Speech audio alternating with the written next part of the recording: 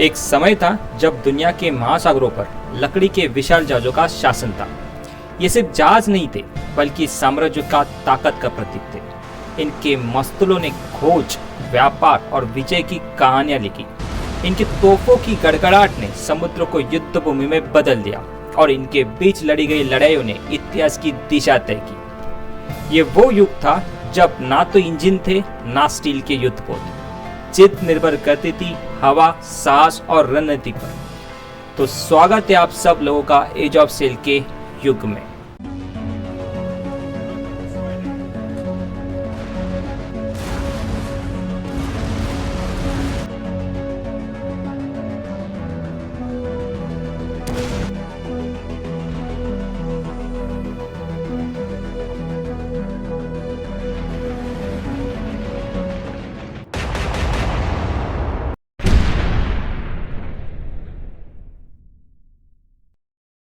Hello friends, welcome to let's story. From cell of steel के last भाग में हमने देखा था कि किस प्रकार गैलीज ने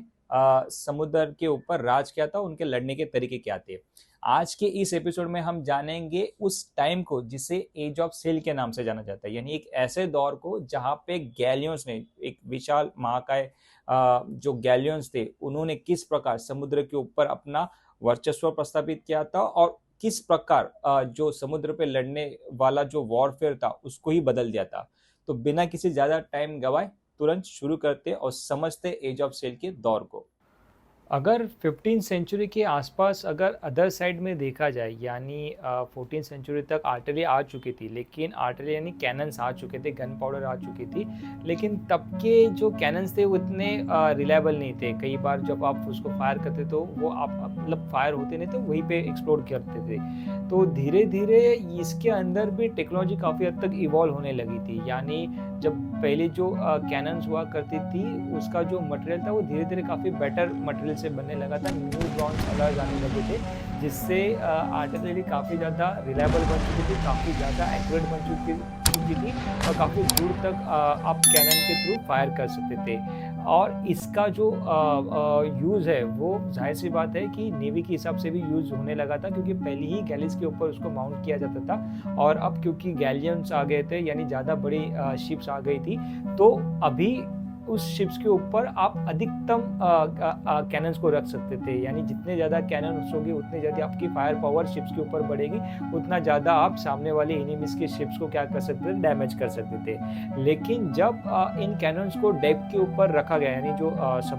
शिप का जो डेक होता है उसके ऊपर रखा जाता था, तो उससे क्या होता था कि शिप्स का जो बैलेंस होता था वो बिगड़ जाता था। क्या होता था, क्योंकि बेसिकली जब आपने कहीं ज़्यादा भारी भक्कम चीज़ें डेक के ऊपर रखी है तो शिप्स की सेंटर ऑफ ग्रेविटी बिगड़ जाती थी। चांसेस ये होता था कि जब भी समुद्र का पानी प्रॉपर्ली समतल ना हो, काफ़ी उथल पुथल हो, तो हो सकता था कि शिप वहाँ पे डूबने का भी चांसेस था या फिर किसी एक तरफ वो पलटने का भी चांसेस हुआ करता था। तो ये इश्यूज काफ़ी हद तक जो था उस दौर की नेवी को फेस करना पड़ रहा था, वॉरशिप्स को फेस करना पड़ रहा था। और इसका एक सबसे बेस्ट सोल्यूशन लेट 15 सेंचुरी या स्टार्ट ऑफ द 16 सेंचुरी के आसपास बन के आया, और उसका नाम था गन पोर्ट। गन पोर्ट का मतलब ये है कि अगर आपने कई बार टीवी में देखा होगा या फिर कहीं पे भी फोटोज़ में देखा होगा, तो जो पुराने दौर की शिप्स हुआ करती थी, यानी जो 18-19 सेंचुरी की जो शिप्स हुआ करती थी, वहाँ पे आपने कई बार देखा होगा कि जो कैनन्स हुआ करती थी, यानी आर्टिलरी जो हुआ करती थी, वो डेक के ऊपर कम या हुआ करती थी, या फिर डेक के ऊपर अगर है भी तो वो ब्रॉड साइड में हुआ करती थी, यानी जो उसकी हल है, हल को लगकर हुआ करती थी। अब डेक के ऊपर तो आप लगा सकते हैं, लेकिन आपने अगर देखा होगा शिप्स को, तो वो कई सारे प्लेटफॉर्म में हुआ करती थी। First platform, second platform, third platform, जिसको बैटरीज कहा जाता था। सो अब उसको आप कैसे, मतलब वहाँ पे रखोगे कैसे? तो जब भी उसके लिए वहाँ पे रखना होता था तो वहाँ पे गन पोर्ट किया जाता था। गन पोर्ट का मतलब है कि एक बेसिकली खिड़की बनाई जाती थी, हल को काट के एक खिड़की बनाई जाती थी, ट्रायंगुलर खिड़की हुआ करती थी, जिसके थ्रू आपकी आर्टिलरी क्या आती थी, बाहर आती थी। यानी आपकी जो कैनन है वो क्या कर सकती थी, बाहर आके सामने वाले शिप्स के ऊपर फायर कर सकते थे, और जब फायर हो जाए तो वापस शिप के अंदर जाती थी, और तब जो गन पोर्ट हुआ करता था उसको आप बंद कर सकते थे। यानी जब फायर करना हो तब भी वो गन पोर्ट ओपन होता था, जब फायर ना करना हो यानी वो जो खिड़की हुआ करती थी वो बंद हुआ करती थी। तो ये डिस्टिंग्विश करना काफ़ी डिफिकल्ट हुआ करता था कि वाकई में यहाँ पे आर्टिलरी यानी कैनन्स हेवी या नहीं, क्योंकि जब आपको फायर करना होगा तभी वो वहाँ से बाहर आके आपके ऊपर अटैक करती थी, तभी वो जाके गन पोर्ट को क्या किया जाता था, खींचा जाता था, तभी वो जाके वो जो एक परत होती थी हल्की ऊपर की, वो ऊपर चली जाती थी, जिसके बाद वो विंडो ओपन हो जाती थी और विंडो के अंदर कैनन रखा हुआ करती थी। कैनन बाहर आती थी और कैनन के थ्रू प्रॉपरली एम लगा के सामने वाले शिप्स के ऊपर या जहाँ पे भी अटैक करना है वहाँ पे अटैक किया जा सकता था। ये गन पोर्ट एक बेसिक और सिंपल आइडिया थी, लेकिन जब ये आइडिया इम्प्लीमेंट की गई थी उस वक्त की गैलियंस के ऊपर, तो उससे ये फ़ायदा हुआ कि जहाँ पे हल के ऊपर आप कुछ ही कैनन्स रखा कर सकते थे, अब पूरे शिप्स के अंदर, क्योंकि ओर्स नहीं था तो स्पेस था, तो आप मल्टीपल कैनन्स रख सकते थे, और वो भी दोनों तरफ, यानी शिप्स के पोर्ट साइड की तरफ भी और अदर साइड की तरफ भी। तो आप दोनों तरफ जो है वो नंबर ऑफ कैनन्स रख सकते थे, और कैनन्स की संख्या 20 से लेकर 100 तक जा सकती थी, और वो भी अलग अलग कैलिबर के कैनन्स। यानी जैसे ही आर्टिलरी के अंदर यानी कैनन्स के अंदर भी रिवोल्यूशन आने लगा था, तो जो स्टार्टिंग में एक बेसिक 12 पाउंड की जो कैनन हुआ करती थी, वो धीरे धीरे काफ़ी हद तक बढ़ने लगी थी, उसकी कैलिबर बढ़ने लगी थी, 12 पाउंडर, 18 पाउंडर, 36 पाउंडर, यानी उससे भी ज़्यादा। तो धीरे धीरे कैनन्स की जो भी रेंज क्षमता है या फिर जो गोला फेंकने की जो पावर है वो भी काफ़ी बढ़ चुकी थी, और ये बढ़ी हुई ताकतवर कैनन्स भी अब आप शिप्स के ऊपर लगा सकते थे, क्योंकि अब शिप्स काफ़ी बढ़ चुकी थी, गैलियन की साइज़ काफ़ी बढ़ चुकी थी, और अब उसके अंदर आप बैटरीज के थ्रू उसको क्या कर सकते थे, लगा सकते थे। बैटरीज यानी वो प्लेटफॉर्म, अगर आप देखोगे अपने कहीं पे भी वीडियोज़ में देखा होगा या मूवीज़ में देखा होगा या फिर कहीं पिक्चर में देखा होगा, तो मिनिमम तीन तो बैटरीज हुआ करती थी, फर्स्ट, सेकेंड, थर्ड, और उसके ऊपर डेक के ऊपर फिर अलग से कैनन, यानी टोटल 4 बैटरीज के अंदर से कैनन्स बोर्ड साइड की तरफ लगाई रहती थी, और फिर बोर्ड साइड से अटैक होता था। सो सबसे नीचे की तरफ सबसे हेवी कैनन रखा जाती थी, क्योंकि वो पूरी तरह से जो शिप्स है उसकी सेंटर ऑफ ग्रेविटी को मेंटेन रखने की सबसे हेवी कैनन जो होती थी, वो सबसे आखिरी वाले जो बैटरी हुआ करती थी, थर्ड जो बैटरी हुआ करती थी, वहाँ पे बोर्ड साइड की तरफ लगाया जाता था दोनों तरफ। फिर थोड़ी हल्की जो शिप्स कैनन्स होगी वो सेकेंड वाली बैटरी में आएंगी, और सबसे हल्की वाली जो कैनन्स होगी वो डेक और फर्स्ट वाली बैटरी के हिसाब से बोर्ड साइड की तरफ जो हुआ करती थी वो माउंटेड किया जाती थी। सो इस प्रकार अब गैलियन के अंदर नंबर ऑफ कैनन्स आ चुके थे, और अब यहाँ से जो वॉरफेयर है वो बदलने वाला था। टिल 17th सेंचुरी के एंड तक इतनी टेक्नोलॉजी इवॉल्व हो चुकी थी कि तब तक 3 बैटरीज वाली शिप्स नॉर्मल बन चुकी थी, यानी कम से कम 100 कैनन्स कैरी करने वाली शिप्स जो होती थी, वॉर शिप्स होती थी, वो नॉर्मल बन चुकी थी, और ये सबसे ज़्यादा पावरफुल शिप्स मानी जाती थी, यानी इसका मेंटेनेंस भी काफ़ी हाई होता था, और इसको बनाने के लिए कॉस्ट भी काफ़ी ज़्यादा लगता था, जो वही कंट्री या वही फैक्शन उसको बेयर कर सकता था जिसकी इकोनॉमी काफ़ी अच्छी हो। लेकिन ये टेक्नोलॉजी अब इतनी नॉर्मल थी कि धीरे धीरे ये वॉरफेयर के अंदर बड़ी आसानी से यूटिलाइज हो रही थी, और जिसके पास इतनी क्षमता थी कि इस तरह की वॉरशिप बनाए जा सके वो उसको बनाते थे। और फिर अगर किसी के पास अगर इस लेवल की शिप्स है जिसके अंदर 100 कैनन्स है और इतनी बड़ी शिप्स है, तो जाहिर सी बात है उसका पगड़ा समुद्र के वॉरफेयर के अंदर तगड़ा होगा, यानी बढ़ने वाला था। सो यहाँ से वॉरफेयर अब कम्प्लीटली चेंज होने वाला था, यानी जो मेडिटेरियन टाइम, मतलब प्राचीन टाइम से जो मेडिटेरियन टाइम के अंदर यानी अर्ली मेडिटेरियन टाइम तक जो वॉरफेयर चल रहा था वो सिर्फ गैलीज के थ्रू चलता था, यानी जो भी अटैक होता था वो या तो ब्रॉड साइड अटैक होता था, या फिर वो रैम के थ्रू एक शिप को टकराने वाला अटैक हुआ करता था, या फिर अगर कोई आर्टिलरी अटैक भी हो रहा है, चाहे वो कैटापुल्ट का हो या कैनन्स का हो, तो वो फ्रंटल अटैक हुआ करता था।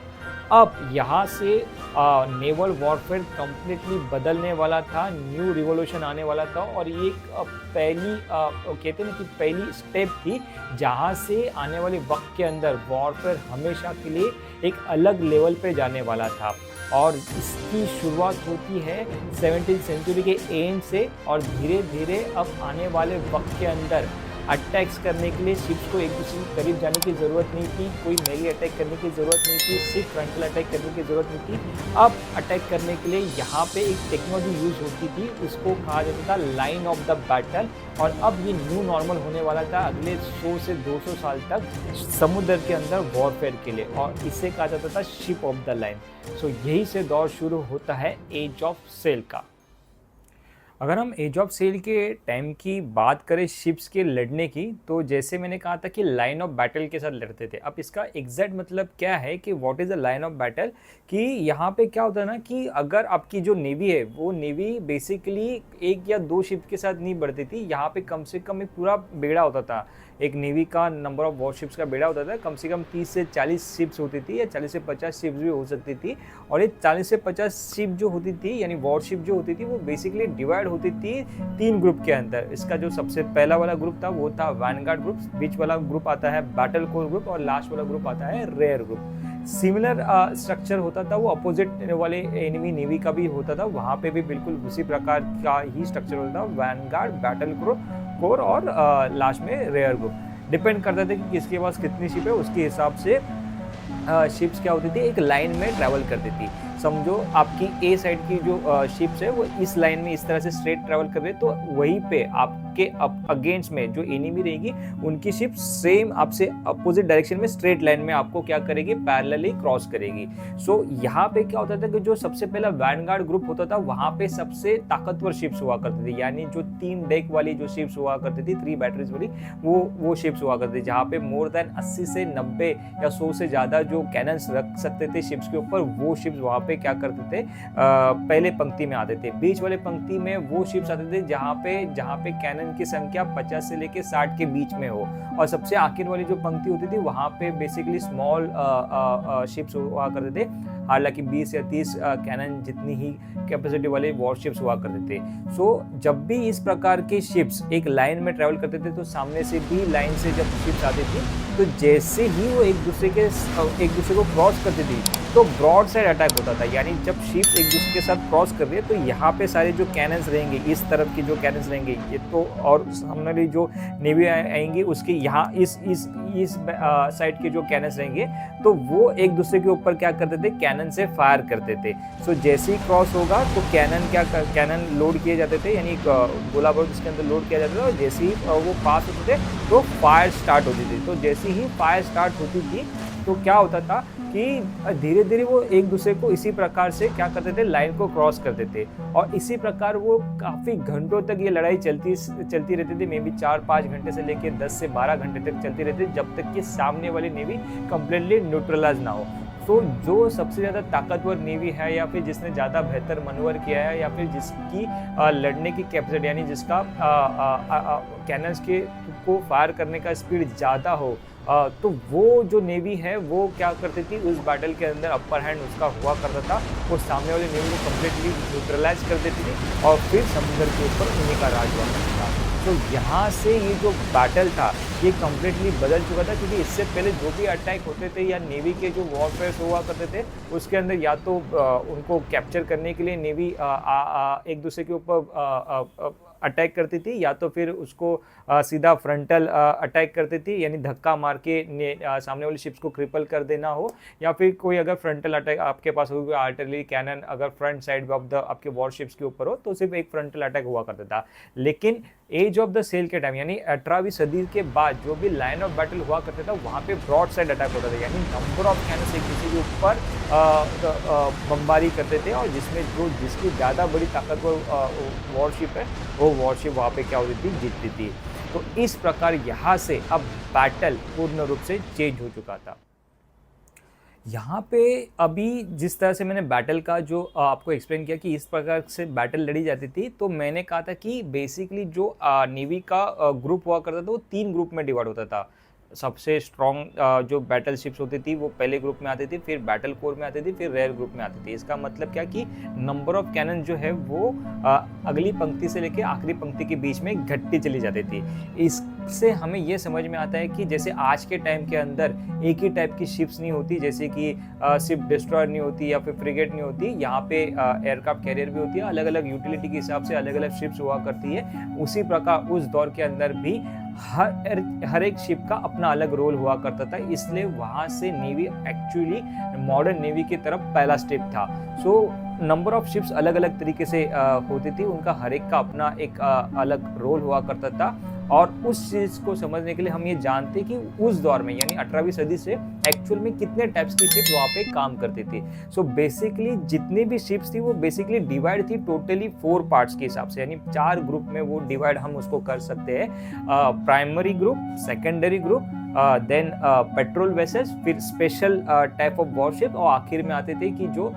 मर्चेंट नेवीज है, यानी जो कि ट्रेड करने के हिसाब से मर्चेंट शिप्स होती थी, उनको आप कहा सकते हैं। तो शिप्स के तौर पे अलग अलग नाम हो सकते हैं, लेकिन मर्चेंट शिप जो होती थी वो बेसिकली गैलियन ही होती थी, बड़ी शिप जिसके थ्रू आप क्या कर सकते थे कि ट्रेड कर सकते थे, कि आप कोई आपका जो गुड्स है उसके अंदर आपने लाद दिया और फिर आप एक कंट्री से लेके जहाँ पे आपको उसको ट्रैवल करना है वो कर सकते थे। लेकिन जैसे हम इसके बाद आगे बढ़ते हैं तो सबसे इंपॉर्टेंट जो चीज़ आती है प्राइमरी ग्रुप। तो प्राइमरी ग्रुप कुछ और नहीं बल्कि शिप ऑफ द लाइन, मतलब शिप्स ऑफ द लाइन थी, यानी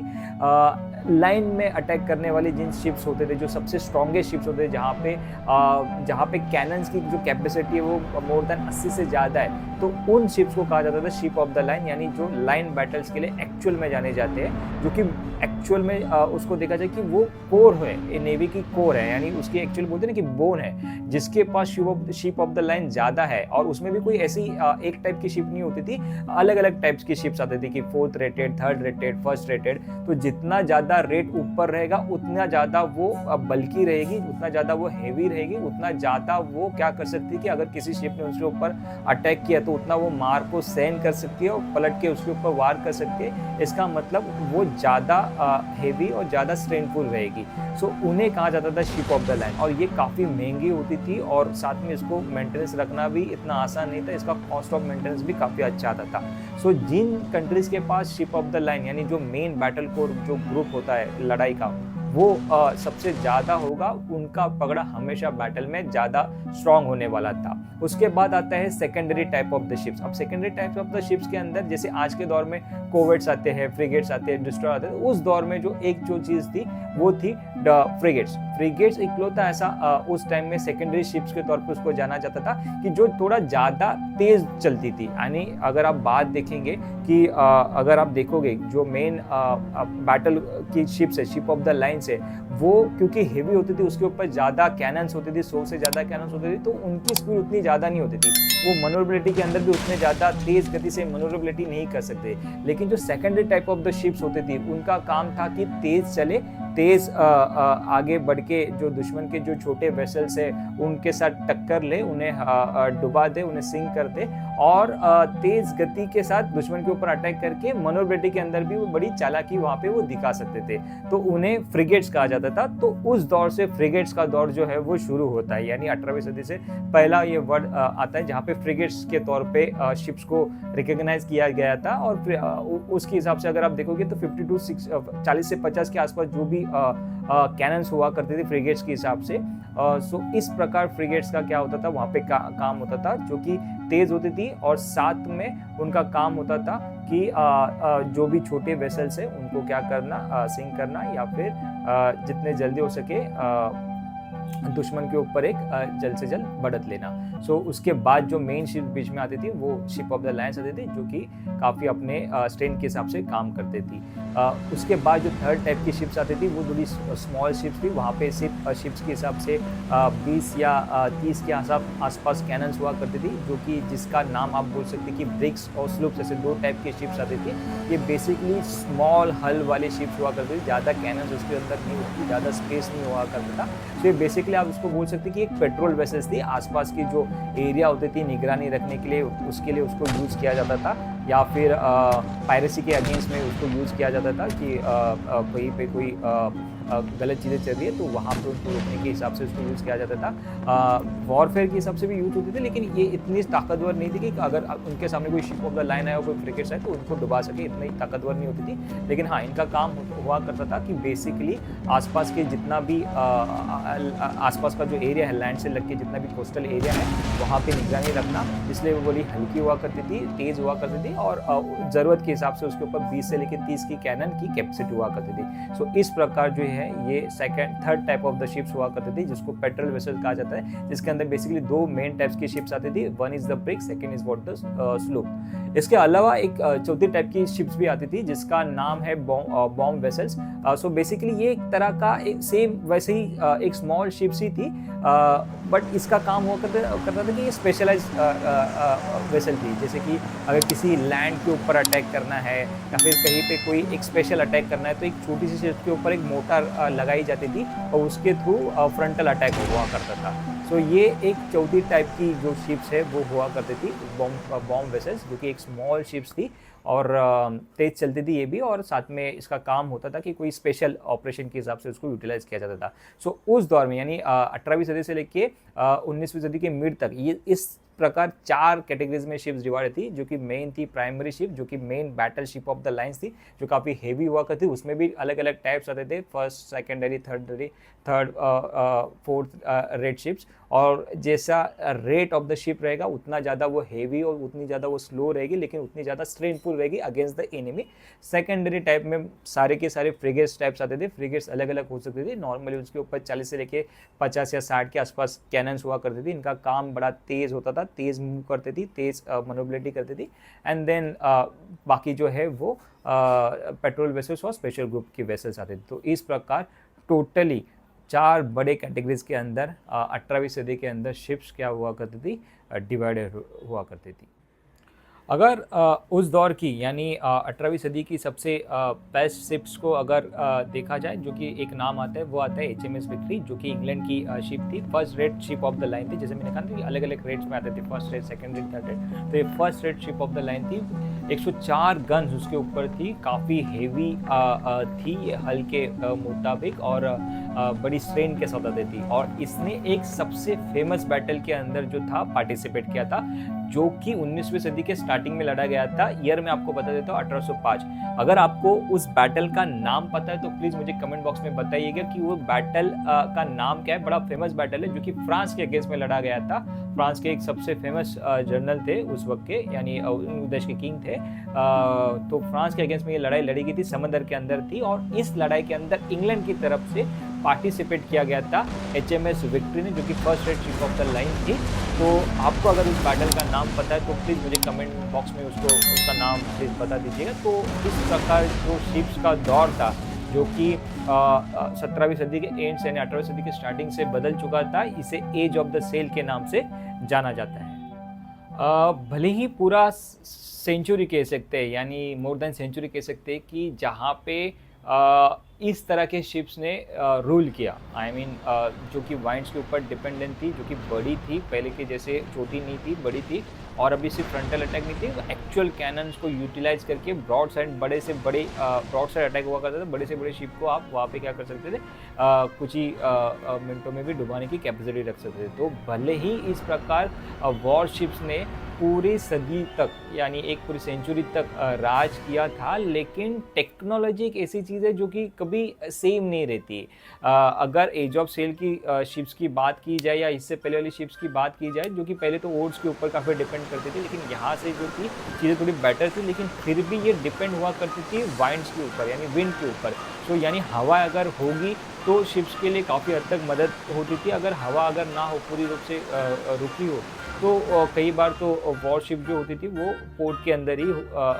होती थी, मतलब वो बाहर ही नहीं निकल सकती थी। सो कहीं ना कहीं ये इसका बहुत बड़ा डिसएडवांटेज भी था। तो इस डिसएडवांटेज को धीरे धीरे ओवरकम कर रहा था उस दौर का इंडस्ट्रियल रिवॉल्यूशन, जो कि 18वीं सदी के एंड से लेके 19वीं सदी के स्टार्ट से शुरू हो चुका था। और इस इंडस्ट्रियल रिवॉल्यूशन का सबसे बड़ा एक बेनिफिट के तौर पर उभर कर आ रहा था, वो था स्टीम रिवॉल्यूशन। तो आने वाले वक्त के अंदर ये जो स्टीम रिवॉल्यूशन, यानी जो भाप के जरिए चीज़ें उस दौर में जो बदल रही थी, इस चीज़ का फ़र्क नेवी के ऊपर भी आया, यानी नेवी के वॉर शिप्स के ऊपर भी आया, यानी नॉर्मल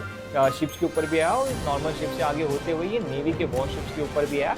अब यहाँ पे सिर्फ विंड के ऊपर डिपेंड रहने की ज़रूरत नहीं थी। आने वाला दौर जो था वो विंड से हटकर स्टीम के ऊपर आने वाला था, और जो नॉर्मल शिप जो थी एज ऑफ सेल की, जो सिर्फ विंड के ऊपर डिपेंड थी, अब उसके साथ में